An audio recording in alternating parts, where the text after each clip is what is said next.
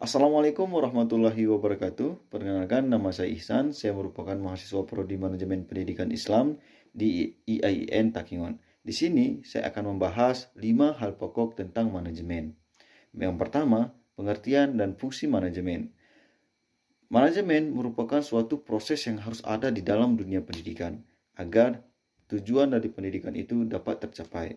Manajemen juga merupakan suatu proses perencanaan dan pengontrolan sumber daya agar sesuatu dapat menghasilkan sesuatu yang efektif.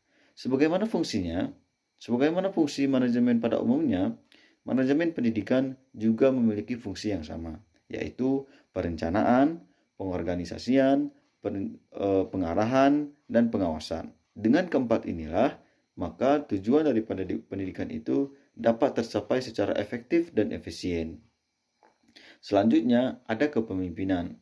Kepemimpinan, menurut Wahyu Sudijo, merupakan kemampuan yang ada pada diri seseorang leader yang berupa sifat-sifat tertentu seperti kepribadian pemimpin, kesanggupan pemimpin, dan kemampuan pemimpin. Secara sederhana, kepemimpinan merupakan kemampuan yang dimiliki oleh seseorang yang dilakukan dengan tujuan tertentu. Seorang pemimpin pastinya akan mengeplai banyak orang.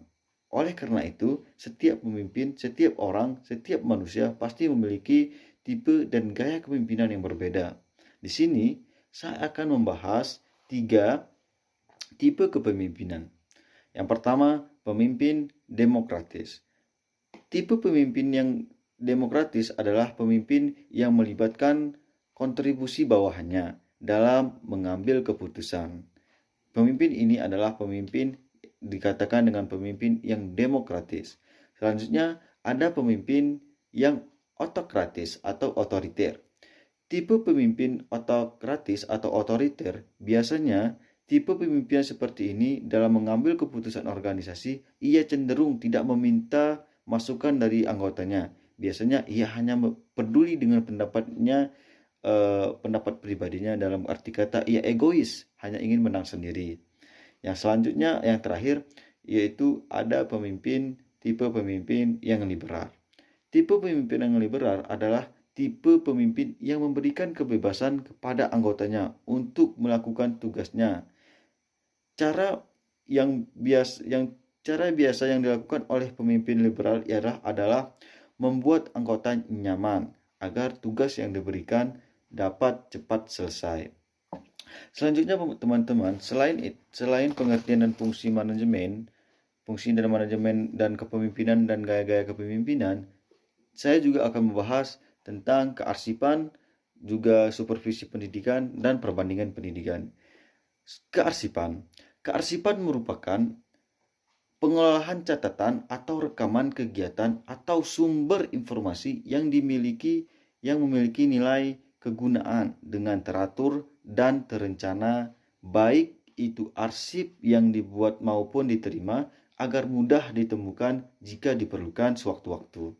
Kearsipan itu penting karena dapat mempermudah bagi para pekerja kantoran untuk menyimpan dokumen atau data-data tercetak agar lebih tertata rapi dan untuk mempermudah penemuan kembali dokumen tersebut jika dibutuhkan dalam waktu-waktu yang tertentu, dalam waktu-waktu yang mendesak.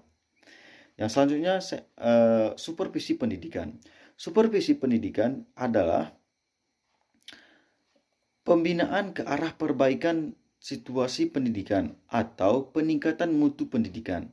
Dari pengertian tersebut, supervisi secara sederhana bahwa supervisi merupakan upaya yang dilakukan oleh kepala sekolah dalam pembinaan guru untuk meningkatkan mutu pendidikan dan pengajaran sekolah.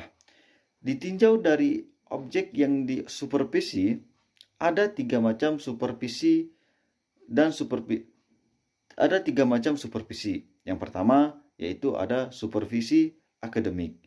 Supervisi akademik yaitu biasanya yang menitik beratkan pengamatan supervisor pada masalah-masalah akademik, yaitu hal yang berada dalam lingkungan kegiatan pembelajaran pada waktu siswa sedang dalam proses pembelajaran. Yang kedua, ada supervisi administrasi.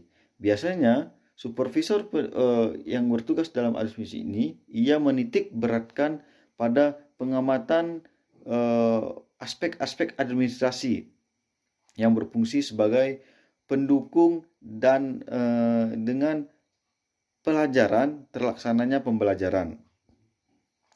Yang ketiga, yaitu ada supervisi lembaga.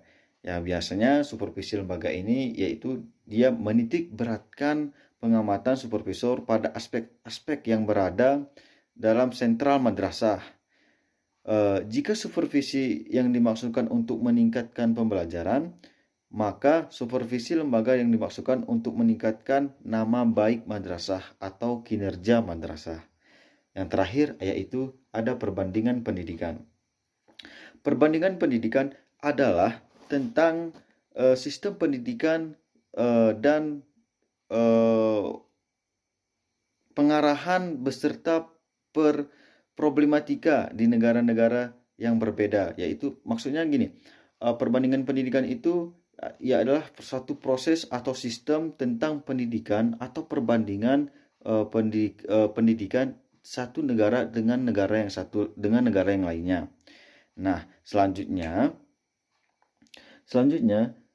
masing-masing sistem dan problematika tersebut dikaji secara tuntas sehingga faktor penyebab utamanya timbul masalah dapat diketahui secara pasti.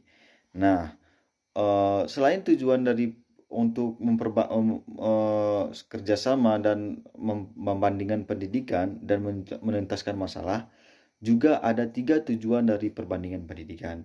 Yang pertama, untuk mengenalkan sumber atau faktor-faktor yang menyebabkan kelebihan-kelebihan dari masing-masing sistem tersebut. Yang kedua, untuk menimbulkan sikap-sikap saling pengertian dan terbuka satu sama lain antara negara yang satu dengan negara yang lain.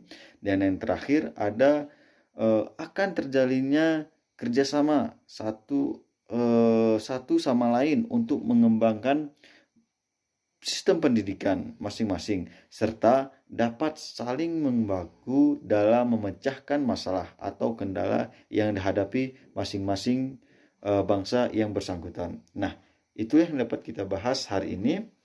Itu ada beberapa poin, yaitu tentang pengertian dan fungsi manajemen, kepemimpinan dan gaya kepemimpinan, dan kearsipan, supervisi pendidikan, dan perbandingan pendidikan. Semoga teman-teman ini bermanfaat bagi kita semua.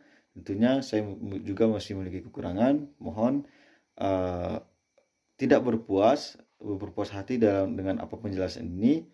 Dan saya akhiri dengan mengucapkan wabillahi taufiq wa hidayah. Wassalamualaikum warahmatullahi wabarakatuh.